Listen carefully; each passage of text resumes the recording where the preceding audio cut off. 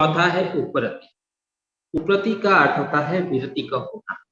किसी भी वस्तु की प्राप्ति हो जाने पर भी उसके प्रति आसक्ति का न। कई बार ऐसा होता है कि कोई चीज के लिए वो बहुत मेहनत करता है, बहुत प्रयत्न करता है, बहुत बहुत अपनी जान लगा दिया है कि जब वो चीज मिल भी जाती है ना, तो उसे इतनी आसक्ति नहीं रहती उस चीज में, है ना। तो वो क्या है उपरति। तो वो क्यों आती है, ऐसा ऐसा क्यों हो जाता है? वो इसीलिए हो जाता है क्योंकि उनके भीतर वैराग्य का भाव बहुत बढ़ जाता है। उनको ये समझ आ जाती है कि इन सांसारिक चीजों के प्रति, इन विषयों के पीछे जो मैं भाग रहा हूँ उसमें कोई सार नहीं। अब जैसे कि उदाहरण, जैसे कि अर्जुन, उसने महाभारत का युद्ध किया, बहुत मेहनत किया, और आफ्टर ऑल उसे क्या महसूस हुआ?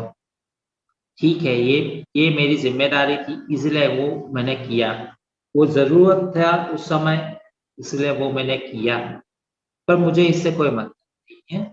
वो मैं एक राजा के रूप में, या तो फिर मैं राजा के जो मेरे भाई है उनके लिए मैंने ये किया, बाकी मुझे कुछ खास इससे महत्व, मुझे इससे आसक्ति नहीं है।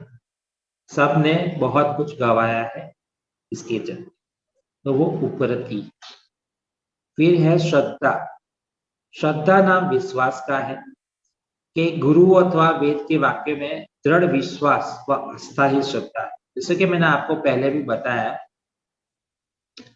कि वेद को मानने वाले लोग कौन कहलाते हैं? आस्तिक कहलाते हैं। इसलिए षट दर्शन आस्तिक दर्शन कहलाते हैं।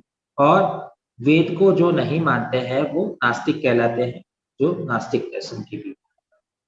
तो श्रद्धा रखनी चाहिए। देखो, श्रद्धा रखोगे तो क्या होगा, आप एक ना एक दिन उस जगह पे पहुंच जाओगे और उस जगह को प्राप्त करोगे।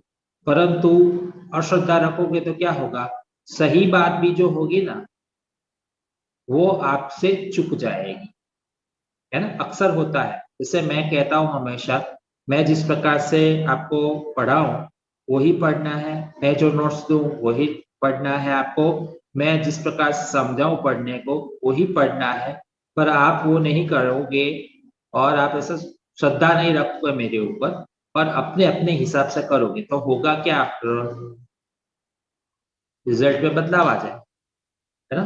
तो श्रद्धा बहुत जरूरी चीज होती है जीवन में। तो श्रद्धा नाम विश्वास का है। गुरु तथा वेद के वाक्यों में दृढ़ विश्वास और आस्था रखना ही श्रद्धा है।